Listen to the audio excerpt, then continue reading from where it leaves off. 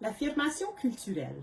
Comment donner des enseignements aux enfants pour leur aider à construire leur identité et à contribuer à leur bien-être?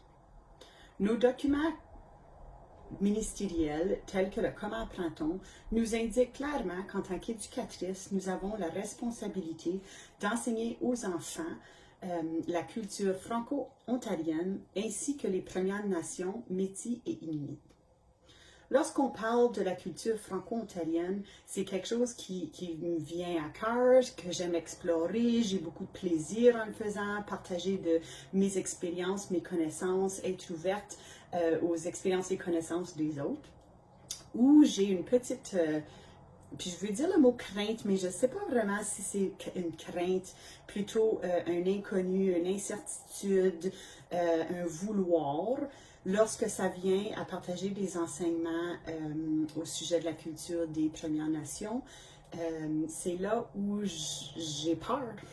Puis, et voilà, je voulais dire le mot crainte et je viens juste de dire peur. Alors, je m'imagine que oui, le sentiment que j'ai, c'est peut-être une peur, puisque c'est un sujet un peu inconnu pour moi.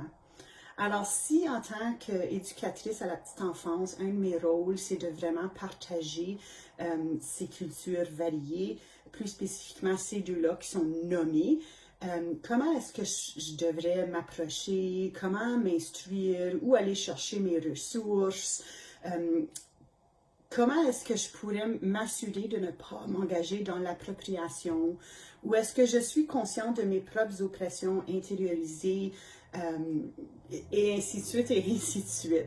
C'est des petites choses où c'est comme, j'ai peur, tu sais, même mon Dreamcatcher derrière moi, j'ai pensé, est-ce que je devrais l'enlever? Est-ce que c'est acceptable? Est-ce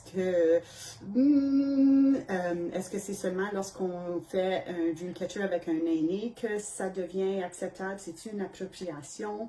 Je l'ai mis là parce que c'est mon bureau, alors ça représente les Premières Nations, différents aspects, ça fait parler les étudiants, c'est un point de départ pour moi.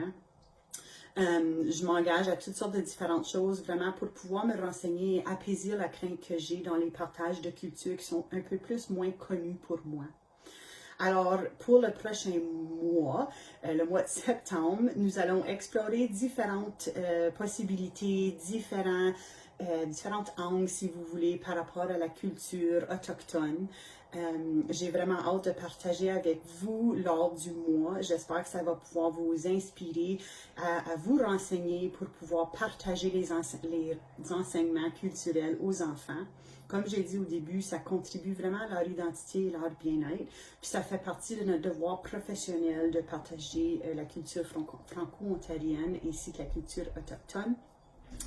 Alors, je vous invite à venir en aventure avec moi pendant le prochain mois pour vraiment explorer puis pouvoir avoir un bon petit point de départ. D'ailleurs, c'est la responsabilité individuelle de vraiment se renseigner au sujet des cultures et la responsabilité professionnelle de le partager avec les enfants et les familles.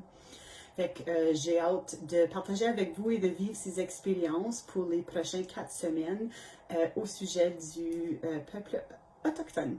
Fait que, on verra!